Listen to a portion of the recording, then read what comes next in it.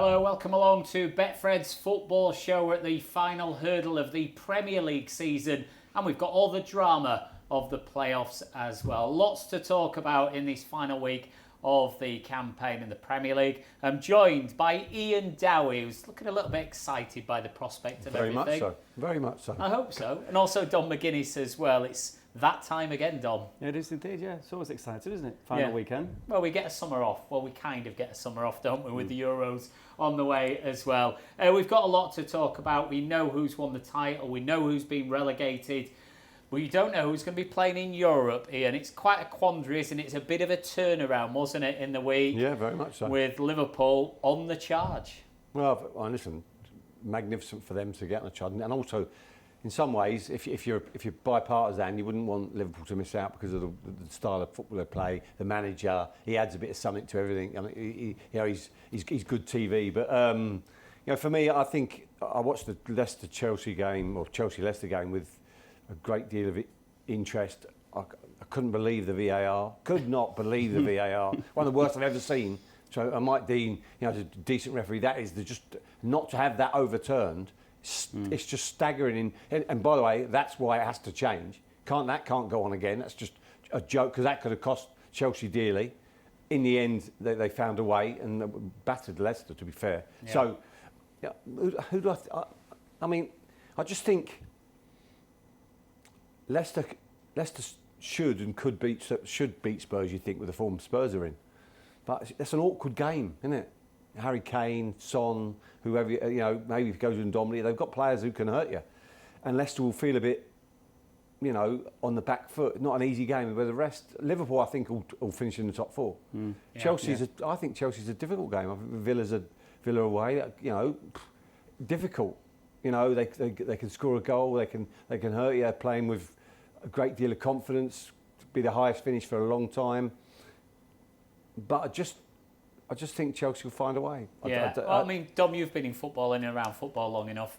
You always get these twists and turns, so we could see a case where Chelsea don't win, but then Leicester slip up. There's always sort of a double slip, or there's surprises. There might well be some kind of twist. One thing that I can't see is Liverpool not making the top four. Oh yeah, I agree. Yeah. I mean, I think when you've got your keeper doing that, it's written in the stars, isn't it? Yeah, there's an element of that, and you just think, well, they've got momentum. It's the final game of the season. It's at Anfield. There's 10,000 people in the ground.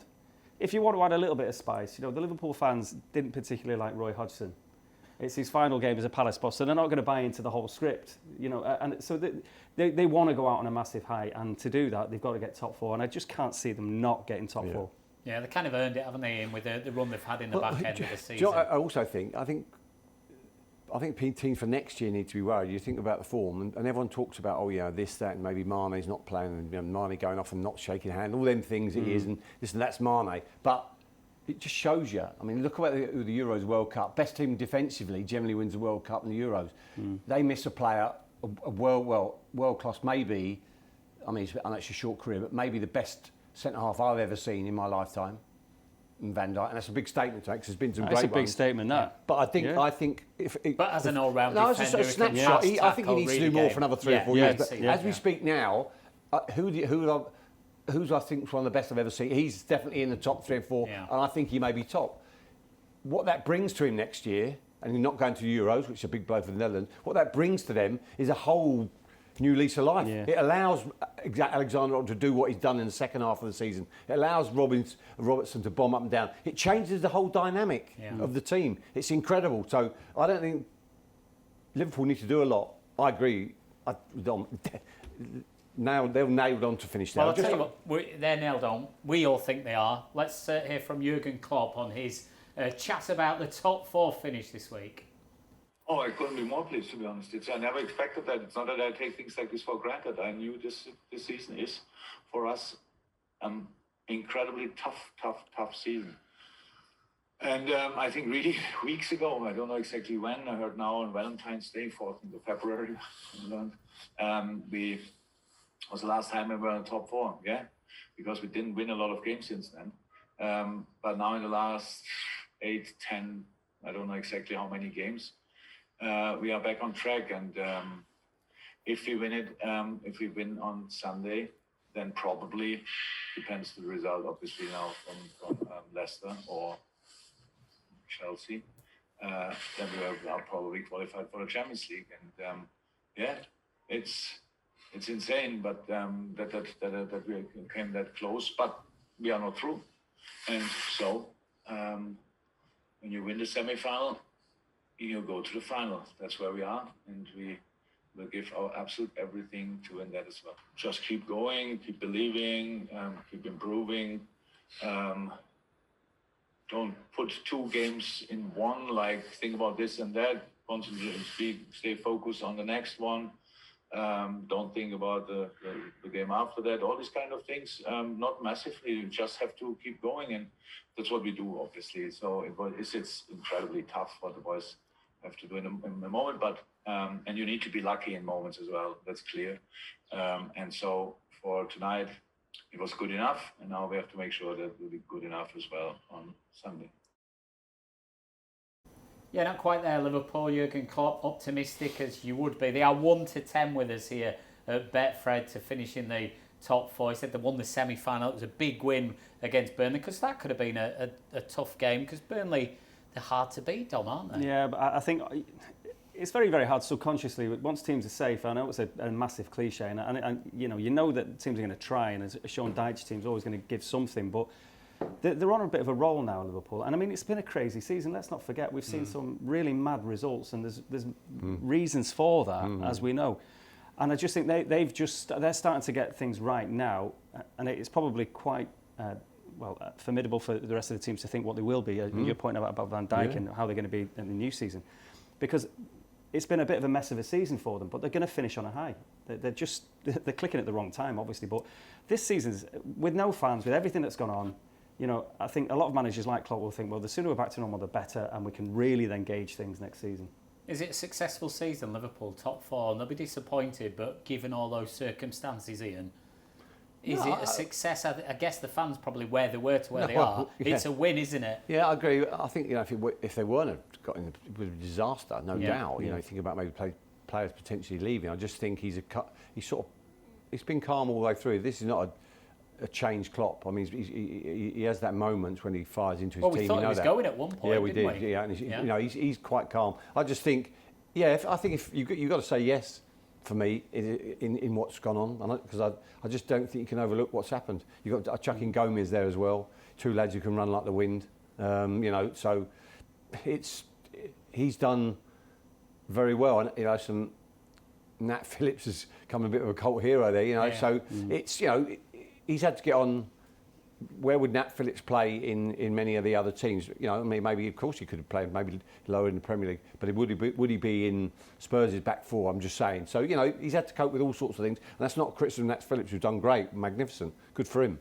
But it elevates the whole team, them 2 being back, because you just can't get behind them. Yeah, it's that reset, isn't it, for Liverpool? They're in the top 4. They go again next season. So we think Liverpool, we're all in agreement with that. Yeah. Chelsea or Leicester, Dom? Chelsea or Leicester? Chelsea, would they win at Villa? Leicester, could they slip up against Spurs? There's a couple of question marks there. I think Chelsea are going to make it. Yeah. I think Tuchel knows what's with the FA Cup loss, still stung by that. I just think they're going to just get over the line. Leicester, and again, it's not been a bad season, whatever happens now. Well, it's a good season for both, isn't it? Yeah, well, it is, yeah. But I think, FA Cup final. Well, if you think about it, if Tuchel doesn't now make the top 4, where does that leave him, really? Because he's lost the major final, and then if he's not in the Champions League after coming in, and Frank getting the boot and all the rest of it, you know, then that's a bit of a problem for him. Unless he wins the Champions League. Yeah, he has to then win the Champions League. And if he doesn't, then all of a sudden this is the thing. And before you get to that, it's kind of he needs the backup ahead of the Champions League final. He does. I agree. So that Champions League focus, you know, there's no way he can be super confident of beating Man City in that final. No. So I think it's huge for Chelsea, and I think they'll just do it. And Leicester will be happy overall. They're still in Europe. And they've won the FA Cup, and the fans will have that. Yeah, 1-9 Chelsea, 5-2 Leicester. In agreement? It's going to be Chelsea. I think it's going to be Chelsea. But just in lots of ways, the job that Brendan Rodgers has done was sort of magnified by the game the other day. I mean, I'm not being funny. There looked a chasm in class, and I hate to say that, but they did. I mean, Jamie Vardy never hardly had the ball. Yeah. You know, so that's a worry. But also, that's a testimony to the job Brendan Rodgers has done. That there's that much. They're not as poorer than Chelsea, but they found a way to get themselves. Yeah. They may end up finishing in the top 4. I don't personally think they will. They've won a trophy and they're going to finish 5th. Worst case. Yeah, it's not bad, is it? It's not bad. Right, we still have debate about who might also join them in Europe. What a conundrum as well. So we've got West Ham, Spurs, Everton and Arsenal. And Dom, we were kind of looking at the fixtures before we started recording today. West Ham, obviously, at Southampton, you'd expect them, having overcome a difficult game last time out, to get the job done. So we think West Ham will probably be the ones who will be happy. Jason, this is the fellow with a more mathematical brain than me or you. So I can't. My head's spinning with it. With the conference stuff and everything thrown in. I agree. I mean, it's very difficult to figure it out. You know, I mean, I know you want West Ham to get the job done. No, of course I do, because I'm a West Ham fan. But when I look at that, I'm thinking I'm West Ham. I just find that a tricky game. You know, but would you rather be Tottenham at Leicester or Everton at City? Yeah, to be fair, I might prefer Tottenham at home. You know what I mean? So it sounds bizarre, just because it's a huge game. West Ham think Southampton, nothing to lose. No, nothing to lose. But you think of Ings, and I mean, where will he be next year? Is another question. Yeah. I think he could get a big move to maybe someone get in the higher echelons, and then the rest of them. Arsenal Brighton's a tricky one, really. Brighton are quite. I think that'll be an interesting game. You fancy both teams to score in it, whatever happens. Yeah, and then Man City Everton. I think I'd love to think Everton could go Man City and win. I just don't think Pep's in that mindset. It's an interesting one. I mean, I'm at the Etihad at the weekend, and it's the trophy lift. Yeah. It's all of that. It's Aguero's last game. Now we've seen it. How many times have we seen it that it goes wrong when there's all these events around a game? Yeah. Sir Alex Ferguson, different landmarks in the final game and everything else and things like that. These games sometimes when it's an occasion more than a game, and that's what that is. Do you think Pep will be mindful of that and not wanting to spoil it? Because there are fans back to see that trophy lift on. 100% Pep's going to be mindful of that, and he's going to be reminding the players of that. There's no doubt about that, but it's whether or not there's just something not quite there subconsciously in the minds of the players, because 29th of May is the big game. Yeah. So it's all about that. Dom's absolutely right. I mean, there's no doubt if I am Kyle Walker, I'm just using an example, but Kyle Walker or Ruben or Diaz, and I'm going and there's a ball going with 50-50, I'm thinking if I go in there and so I get hurt and miss the Champions League final, they've won the title.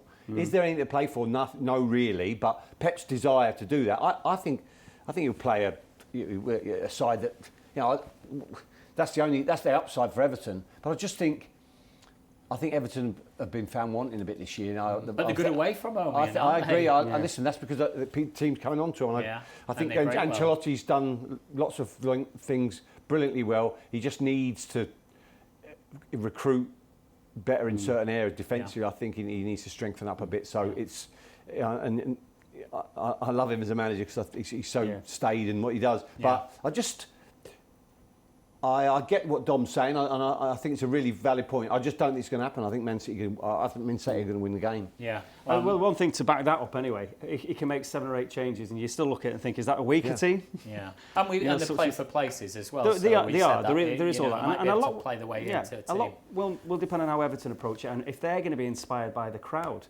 Because it's all party time, flags and all that. Now, can Everton maybe buy into that a little bit and try and spoil the whole... I mean, who knows? But there's going to be a twist in one of those games. There certainly is. So West Ham, they're 6th as things stand at the moment, and they can only finish in 6th place. So it's Tottenham, Everton or Arsenal, and a good season for Leeds, who will potentially miss out goal difference as well for the European places. So it's been quite a season, hasn't it, towards the back end. Let's nail our colours to the mast then. What's going to happen this weekend, Iain? Well, West Ham are going to beat Southampton after me saying all that. I think he wanted Champions League, David Moyes. He came out this week and said, I'm disappointed. I did want to finish in the top 4. And that is a sign of ambition, isn't it? Sign of ambition, yeah. Because it's a good side, West Ham. Really good side. I think and for what he's put together financially, I think it's a really good side. You think about Souček, Boufal, 2 of the best signings of the season. I love it. And he can cross the ball. People are saying, coming from where he came from, he's been excellent. His delivery into the box has been excellent. And then, so I'm going to say Leicester, Tottenham. I think for the magnitude of it, Spurs are no form, but they can hurt. I think that might be a draw, I've got to say. I think Man City beat Everton, and Arsenal just about scraped past Brighton. Yeah. Well, what that means, I don't know. But anyway. Well, I've worked it out, so that will put Arsenal in 7th spot. So there you go. So maybe Arsenal are the dark horses to nick that 7th spot. Will it be a curse or not? Well, with I think football? West Ham are definitely going to make it. Yeah. And the way that they play, I think they deserve to. And I think David Moyes has probably now found his home. Yeah. After a I turbulent agree. few I years. agree. I mean, and the way that they play, I think, magnificent. Yeah, fantastic. And he's been entertaining. Always been a good brilliant manager. at West Ham. I mean, listen, even his time at Man United, what you say about it, my view is, he'd probably think his first signing should have been Fellaini, but Fellaini done great things for them in the period. Listen, he's a really good manager and should never be underestimated, you know what I mean? Yeah, well, he has been, hasn't he? But well done to David Moyes, right up there as manager of the campaign, isn't it? You've got to say. Definitely, without Brilliant doubt. job. Brendan Rodgers, another one, and Pep, obviously, for obvious reasons. Right, what about the relegation pitch? Because that's sort of been done and dusted, and we've known that Sheffield United were down for some time. There's a question mark about West Brom under Sam and Fulham, but we'll start off with West Brom, Dom, because Sam Allardyce doesn't want the job. No. And you would have thought Sam Allardyce in charge would have brought them back. He says it's a long-term project. Well, his point was, he said if he was in his 50s, nothing to think about. Now he's in his mid-60s, he doesn't fancy it because he's admitting he's a short-term manager. Yeah. And where does that leave him, though? Well, it leaves him being the Red Adair again, it may be, or maybe there's another part-time project or something like that. I mean, it could be a national job. But He's done quite well, you know, there with them. Honestly, you know, look, outside that initial 8-9 games, after that he's done. They haven't always picked up points, but they've been a good side to watch. Wherever he's play going, he's against, not signing haven't they? Antonio, that's for sure. So is he? Yeah. He's not going to sign Antonio after what he said. Jesus wept. And by the way, it was a silly thing to say for me, Antonio, because they haven't done that because they can't. They haven't got anyone up there. Yeah. And you know, I think Diagni, or however you pronounce it, I think it's going to be a good sign. I think he's got something more out of the team. You know, listen, I think people forget that Sam Allardyce had the most entertaining side I've ever seen at Bolton. Yeah.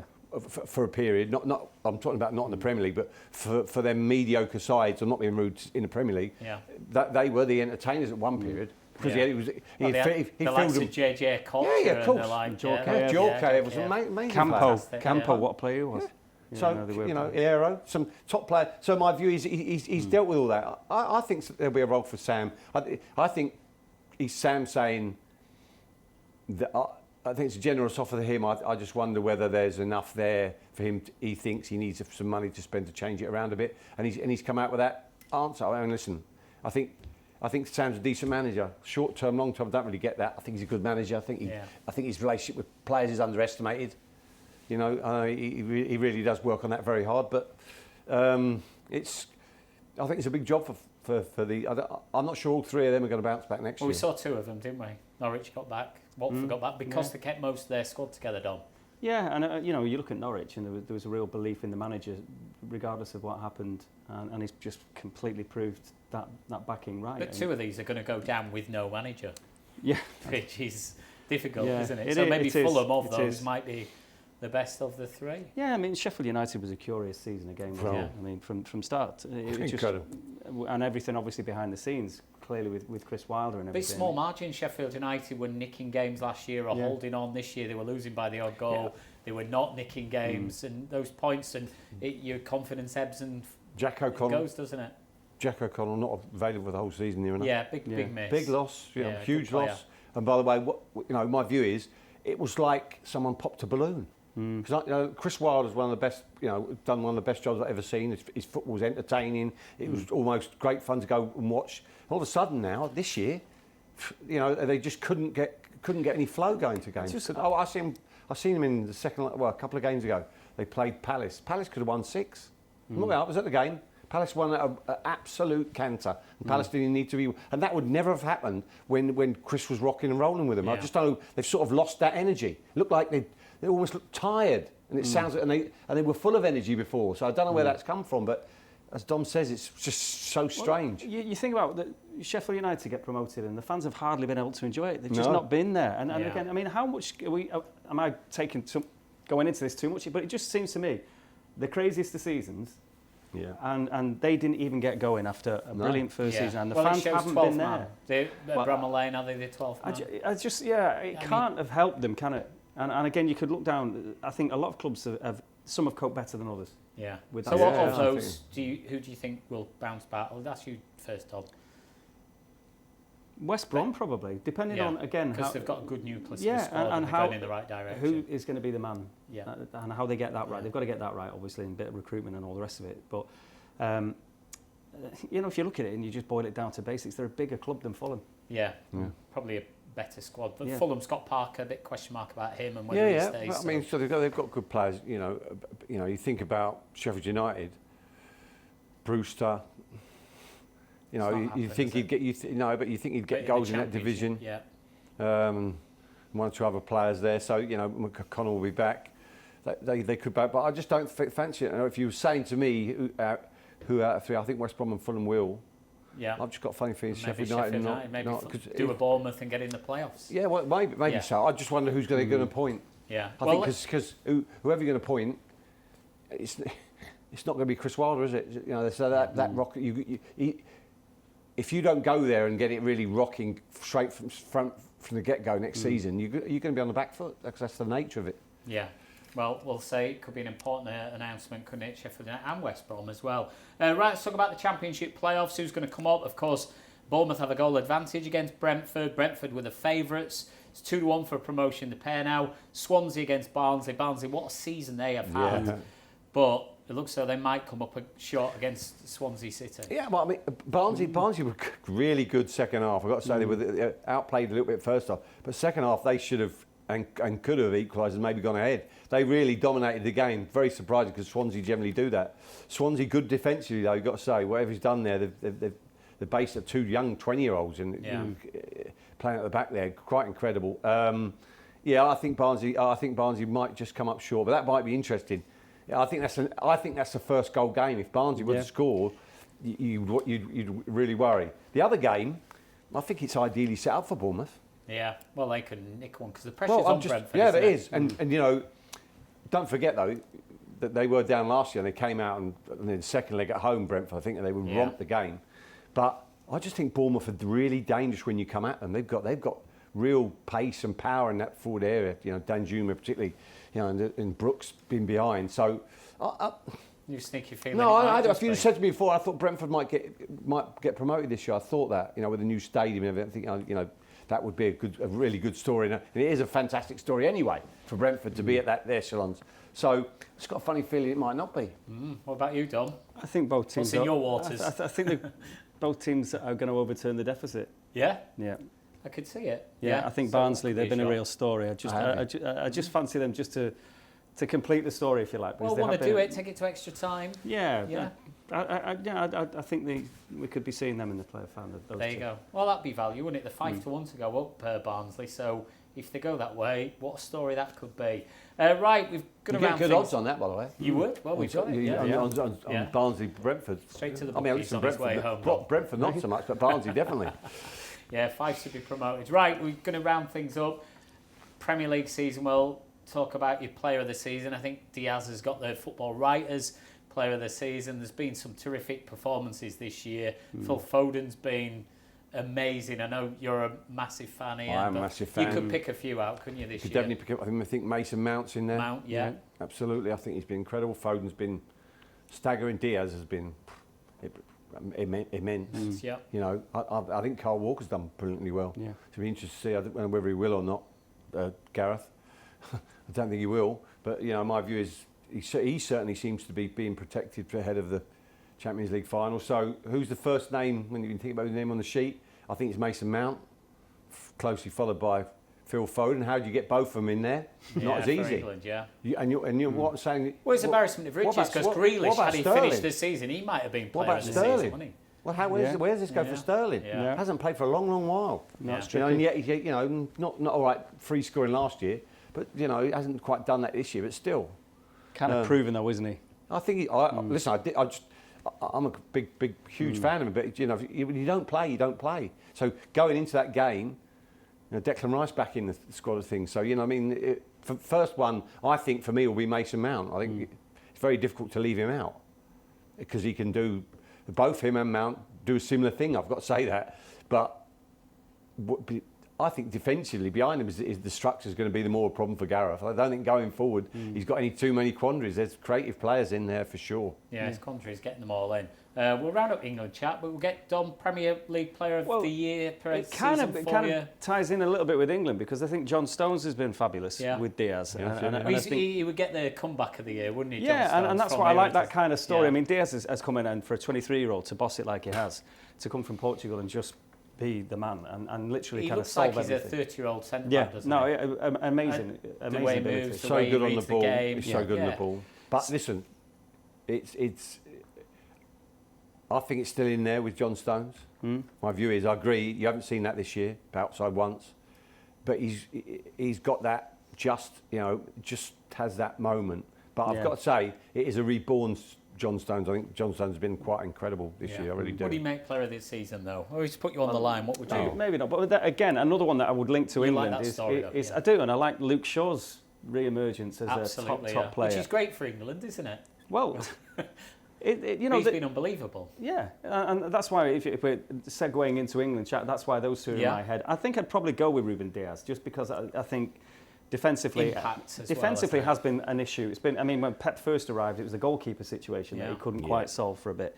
It looks like he's now solved the defensive issue with this signing. And again, 60 million sounds like ridiculous money, but you can add a one in front of that now, can't you? Do you know what I've never said? I would never say it.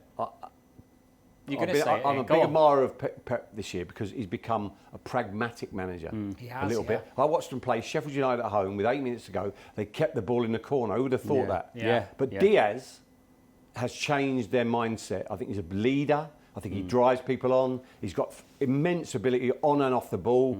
He's just seems a really good fellow as well. Part of the camaraderie, and it's just an inspired piece of business. For 60 million, it'd be 260 million if you try to buy him now. He's absolutely by far and away the best player in the Premier League this year for me. And I think De Bruyne's been decent, but been injured a bit. I think that I was just going to say, and that's key. I think that we're not even. We didn't even De Bruyne, talk about him, or even in the top five. Yeah, really. when he is, I think he's the best player in the Premier League when all's said and done. I agree. But again, you've got. But he's not had the best. It's not been his ultimate season. But has Fernandes not had a better season than De Bruyne, because he's been.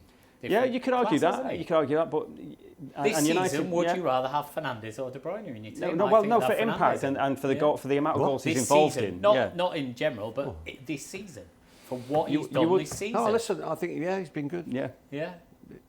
He's not as good as De Bruyne. He's not as good, but for this season. I've got to say, he's incredible. Listen, if you were saying now, who would you want to play this week? If he's in City's team, he's an incredible player. Yeah. So, I mean, listen, I love Fernandes. He's quite an incredible player. You're not even thinking about some of the players, Cavani. I was going to say he's probably one of the signings of the season. Not a big impact, Cavani's an incredible impact. Jesse Lingard. Yeah. Well, I mean, the piece of business is Jesse Lingard doing that, and outside Souček. But Jesse Lingard, that's an inspired piece of business from David Moyes, and a player that it wasn't even you think we're going to end up maybe not, but going down the leagues maybe. Shock. And now you think you paid 20, 30, 40. How much for him? His goal returns outstanding. He's going with England, is he? We both think Lingard's a shoo-in for England. I wouldn't say shoo-in because of the wealth, the embarrassment of riches that Gareth has. But I think with 26 going. In the squad. I still think that's difficult. There is the relationship they have from the 21s though as well. Gareth likes that, doesn't he? So I wouldn't be surprised. But then there'll be one or two shocks, I suppose. Well, I mean, will there be any shocks in there? The concerns are, as we said, listen, Gareth can pick 20 different players. Well, 20 different players in forward areas. I think 6 or 7 of the players already nearly nailed on in Gareth's mind, and there's some difficult decisions to make. But behind him. There's some stories though this season. I've got to say, I'm not, and I fully hear what you're saying about Luke Shaw. Not for me at top level. Not for me at top level. I'm talking about against the league. I still think he's got that ability of going forward well. Defence, I think he's sloppy. He's been miles better this year, don't get me wrong. He has been really good. So, well done, brilliant recovery. I just think... Not quite I think of the whole of England's back four. I've got to say, there's no one I'm going to say. Harry Maguire's got, if he's fit.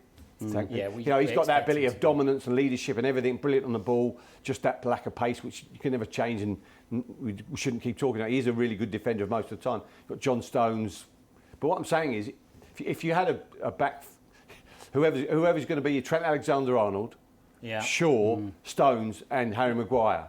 They've all got slight doubts. No, what I'm saying is, you tell me that's not as well. Yeah, there is a mistake there, isn't there?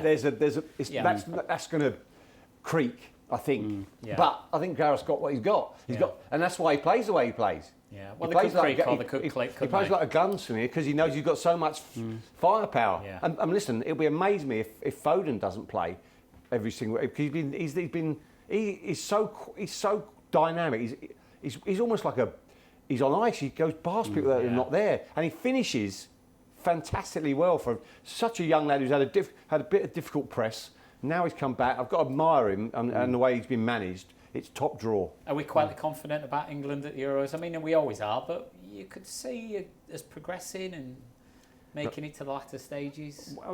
Minimum. I can't quite get my head around the Euros yet. We're not sure, are we? It's almost like we've not had time to think about but it. It's almost, the logistics of the Euros. I think it's still a headache for the organisers, everything about it. So I think it's really, really tricky to actually work, to picture the games and to picture how it's all going to pan out. And I think it's panning out well for England, isn't it? Because a lot of my games seem to be coming to England. Yeah. And my view is England playing in their own is a big boost. And they've got a lot of players banging form now as well. I'm not being funny. It won't probably be because it's only June the 11th. It won't be thousands of visitors from abroad. It's barely the English fans going. So that's a huge benefit, isn't it? Yeah, well, we're looking forward to it. So the highlight of the season, Iain, a team or the shock or the one thing that has astonished you this season? I mean, in what's been an incredible season with no fans, is there one team or one player who's really hit the headlines for you? In some ways, I mean... Probably West Ham for you, of course, if they get in the if they're getting Champions, if they'd got in the Champions League, it would have been definitely that. I think when you look at Tielemans' goal and the Leicester winning the cup. Yeah, I thought it was a big shock. I thought but tactically, it's interesting. Tactically, you got it bang on, Brendan Rodgers, and tactically, Tuchel got it bang on in the second game. So it's bizarre. But that goal, and I thought, I've got to say at the time, I thought it was handball, but it wasn't. It turns it come off his leg. But what a hit, and I think that's a special moment for any Leicester fans. And because of what has happened with his family and coming on the pitch, his son coming on the pitch, it's a special moment. I think it's difficult unless you're very cold-hearted. You got to love Leicester as a second club, haven't you? Because they're owners that you rightly be proud of. Yeah, well, with everything that's gone on, it was very poignant, wasn't it? It was with the Super League stuff, with protests, with this, that, and the other, and then to see the big love in one club. The fans were there, and it meant so much to Leicester fans who'd never won it. Is that the highlight of the season for you, Dom? Well, I think you can pinpoint things, even recent, even in the last week. In the last week, and I was also at Old Trafford for that Cavani goal, and with the crowd being there for the first time, wow, it felt very special, even though 10,000 inside a 75,000 arena doesn't look amazing. But the noise is there. It just seemed really significant for some reason. That goal from a guy with that class, even though again, and he's signed on for another year. But then the Alisson header. Yeah, that's great, isn't it? Yeah, it's pretty good. It wasn't like I remember Schmeichel going up and causing havoc this was a proper header. Yeah, it was. Yeah. So you just think that was a special moment. But I think you've got so far you've got to say Leicester. That's the story. I mean, to be fair, Dom makes a good point. If they get in the Champions League, if it carries it, and they will, me and Dom think it will. I'm sure they will. That is the moment, isn't it? He going up and getting. I mean, it's not. I say it's not freak. Yeah. That changes Liverpool's season. All of a sudden, totally. They don't win that game, and then you'll have all the banter going back and forward from people saying you're not in the Champions League now. That they've won it. Now they're back in it. Yeah, might win the Champions League next season as a result of that, Alisson. It was Vincent Kompany winning the league. I agree. The other season. It was that kind of a thing. It was that kind of a moment. Yeah, so one special moment, but as a team, Leicester City, that's a big story for all of us. Yeah, absolutely. It was a feel-good one. Yeah, and no fans, but they are back this weekend. Listen, brilliant to chat to you. Been brilliant throughout the course of the season. Thanks, Dom. It was a pleasure, Jason. Thanks for Iain as well. We'll have a roundup, of course, next week. But that is it for another Betfred football show. It's been a roller coaster, hasn't it, so far this season? Enjoy the final weekend of the Premier League season. Join us again next week.